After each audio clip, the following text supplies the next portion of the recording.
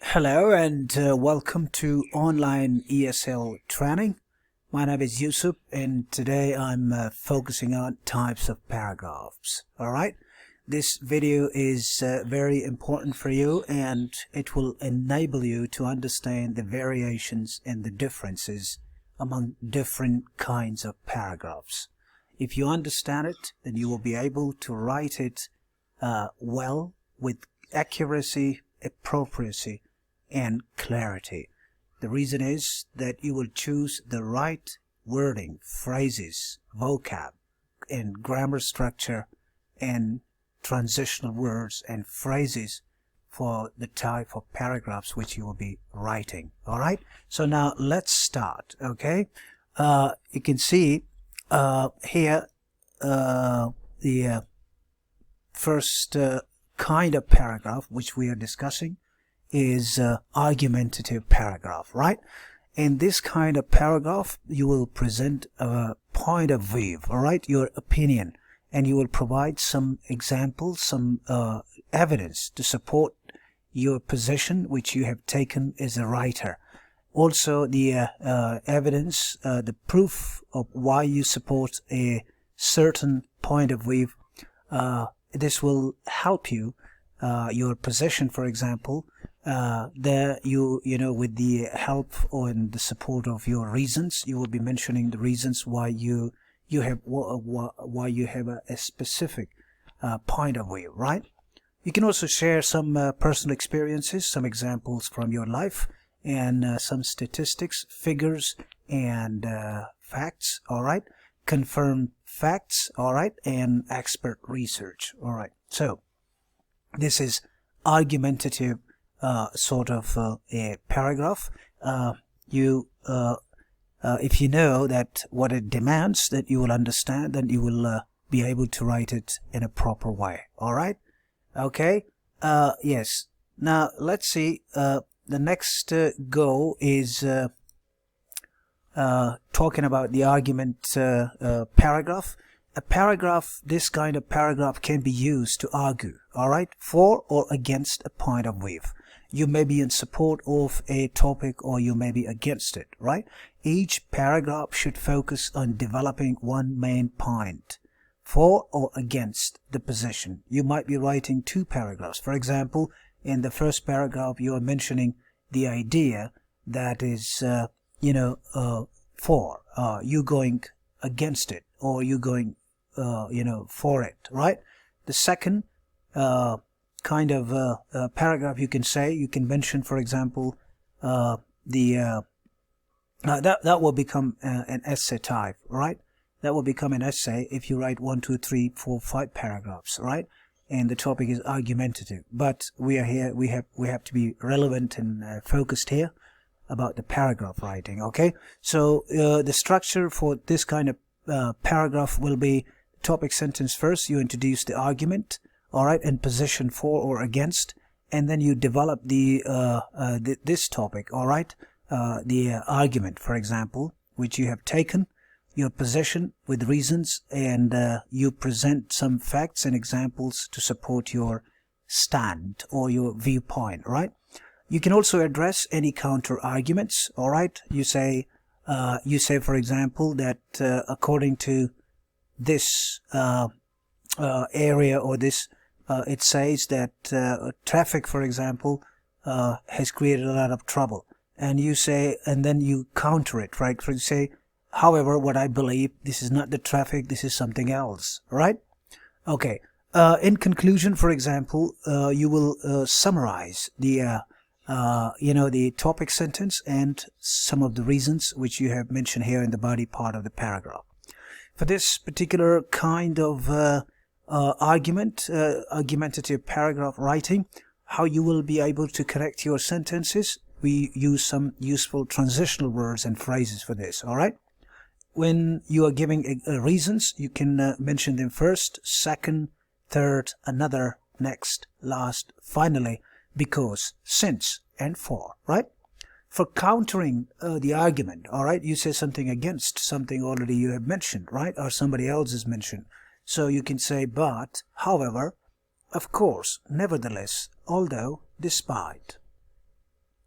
And when you conclude your paragraph, you can say therefore, as a result, in conclusion, thus. All right, these are very useful transitional words for you.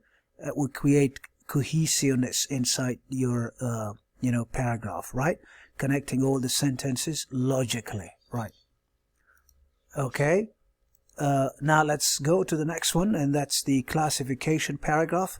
Classification paragraph is when you mention some items, all right, and they're separate items, you group them together according to their shared characteristics. All right, so in this kind of paragraph, what you're going to do is to structure it. You organize the information, all right, and the items or the ideas into categories. Okay, the organization of information will depend on your purpose and subject area. The structure for this kind of paragraph will be: you introduce the items being classified and or the categories for classification. You, in the body part of your paragraph, you provide more information about the items and how their characteristics fit into a particular category, right? Conclusion will be: you repeat what classification the item or the category belongs to, all right? And for this kind of paragraph writing, you will be using some useful transitional words or phrases. You can say it can be divided, or they can be divided, or they can be classified, or can be categorized, all right? And you can also use this first, second sequence, for example, third kind of words also, all right? Now, next one is compare and contrast paragraph, all right? In compare and contrast paragraph, you are required to, show similarities or differences, all right? When you compare things, that means similarities. Two things are similar, right? And you just mentioned their similarities, all right? In contrast, what you're going to do is to focus on the differences, all right? And how we develop this kind of writing, paragraph, we say like this: use this paragraph structure if you need to examine similarities and differences. This paragraph structure is useful for literature reviews and report writing, okay? Now, the topic sentence, what you would do, you would introduce the items to be compared or contrasted, noting similarities or differences. One similarity and difference, okay? For example, then what you're going to do in the body paragraph, you identify, describe, and discuss any similarities or differences. In conclusion, you summarize and interpret the similarities and differences which you have discussed in these two parts of your paragraph, right? For connecting your sentences inside the paragraph, you have very useful transitional words and phrases here. For comparison, like for example, you say similar to, two things are, this thing is similar to that thing. Similarly, yes, in the same way, like, equally, again, also, too. For contrast, you can use these phrases: in contrast to, or on the other hand, different from, whereas, unlike, but, although, however, conversely, yet, unlike, okay? All right. Now let's go to the next one, and the next one is giving us, talking about the definition paragraph, right? This means the starting point for a definition paragraph is a simple definition in the first sentence. The topic sentence would actually take the place of defining, okay? A point, all right? So in the first part, you will define something, and then you will support this, the sentences, support, for example, the definition by giving more information, such as examples, description, and explanation. All right? Okay, the next one, it's in the same line. For example, the structure for the definition paragraph will be like this. You use this paragraph structure, this kind of structure, when you need to define a concept and demonstrate an understanding of how it relates to a particular context or discipline. Like here, the topic sentence will go first, and that will provide a simple definition of a concept. And then what you would do in the body part of your paragraph, you will provide more information through description, explanation, and examples. and you will create links between the concept and how it applies to a particular context or field. In conclusion, what you're going to do, is sometimes it's not necessary, can transition to the next paragraph if related to the concept. So in this particular kind of paragraph, the definition, paragraph, conclusion is not required, right? Or use for transitional words and phrases you will use. For example, you say, for example, for instance, in illustration of this, another example, firstly, the first step, secondly, the second step, finally, and the final step. All right. Now let's go to the description paragraph, right? A description paragraph is used to write about how something looks, sounds, tastes, smells, or feels. It includes specific details of the most important features of the topic or of the thing. Okay, that means you will be using a lot of adjectives. Okay. All right. Now let's see the next. The same kind of descriptive paragraph. You will use this kind of structure. Use this paragraph structure if you are asked to provide information about something. Okay, that means this is a sort of investigative paragraph writing. You investigate about something, you write a report about something, you describe something in details, identify things, the features of something. Okay, topic sentence will come, that will introduce the item to be described, and then you will provide specific or in detail information about the item's characteristics and functions and features, right? Conclusion is not necessary. You can transition to the next paragraph if it is related to the item described. All right. Useful transitions used for this kind of paragraph writing. You say in the foreground, in the middle distance, in the background, in the far distance, next to, near, up, down, between, beneath, above, below, on top of, beneath, left, right, center, directions. All right. Front, back, middle, in the interior, on the exterior, on the inside, on the outside, surrounding. All of these phrases can be used in this type of paragraph.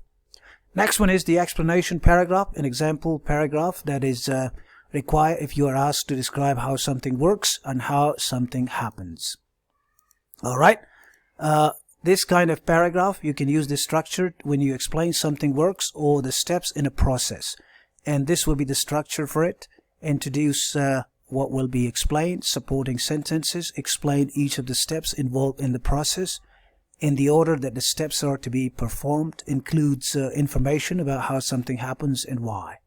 In conclusion, you provide a brief summary of the process. It's a sort of a process writing. Okay, that means you explaining the steps. All right. Useful information at first, initially, the first step, while, at the same time, the second, third, next step, after, next, finally, eventually, the final, last step. All right. Okay. Now let's go to the next one, and that's the illustration paragraph. In illustration paragraph, specify examples. Specific examples are used to clarify and support a general statement. All right. This kind of paragraph structure is used when you clarify a particular idea by offering examples and showing how they relate to your main point, right? This will be the structure. State a general idea, then introduce examples to support the idea, and then you make a link between the examples and the general idea. Transitional words will be used, for example, for instance, in illustration of this, another example. All right? Okay? Yes, so this kind of paragraph. All right, Google Internet ESL Resources is the area where I have taken these information. And thank you very much for watching and listening to today's video tape. That will be useful for you. Thank you very much. Bye-bye.